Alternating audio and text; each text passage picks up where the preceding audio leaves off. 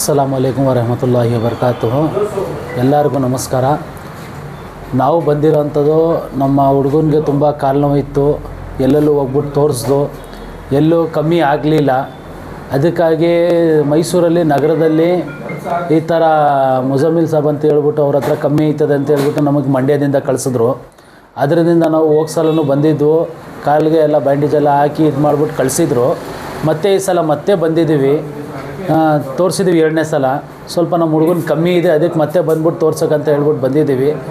ಇದೇ ನಮ್ಮ ಹುಡುಗ ಇವನಿಗೇನೆ ತೋರ್ಸೋಕ್ಕೆ ಬಂದಿದ್ದು ನಾವು. ಇವಾಗ ಒಂದು ಸ್ವಲ್ಪ ಗಿಡಕ್ಕೆ ಆಗ್ತೈತೆ, ಅವನಿಗೆ ಕಮ್ಮಿ ಇದೆ ಇವಾಗ, ಅದಕ್ಕೆ ತೋರ್ಸೋಕ್ಕೆ ಬಂದಿದ್ದೀವಿ. ಕಮ್ಮಿ ನೀ ಬಲ್ವಾ आराम है, दिखाई दे सकते आराम, दो ही पट्टी है आराम. ಸರ್, ಇವಾಗ ಬೇರೆಯವ್ರು ಬಂದು ಟ್ರೀಟ್ಮೆಂಟ್ ತಗೋಬೋದಾ? ತಗೋಬೋದು, ಖಂಡಿತ ತಗೋಬೋದು. ಯಾವುದೋ ಥರದ ತೊಂದರೆ ಇಲ್ಲ, ಆರಾಮಾಗಿ ತೋರಿಸ್ಬೋದು. ಆ ಥರ ಏನೂ ಡಿಮ್ಯಾಂಡೂ ಇಲ್ಲ. ಇಷ್ಟೇ ಕೊಡಬೇಕು ಅಷ್ಟೇ ಕೊಡಬೇಕಂಥದ್ದು ಏನೂ ಡಿಮ್ಯಾಂಡ್ ಇಲ್ಲ. ಬಂದ್ಬಿಟ್ಟು ತೋರಿಸ್ಕೊಂಡು ಹೋಗಬೇಕು, ವಾಸ ಆಗುತ್ತೆ. Thank you so much. ನಿಮ್ಮ ಹೆಸರು? ಬಸವಗೌಡ, ಯಾವ ಊರು ನಿಮ್ಮದು? ಸಾಲುಂಡಿ. ಹೌದಾ? ಏನಾಗಿತ್ತು ನಿಮಗೆ? ಇವು ಕುಡಿತು ಕೆಲ ಮಾಡಿದಾಗ ಕೈ. ಹೌದಾ?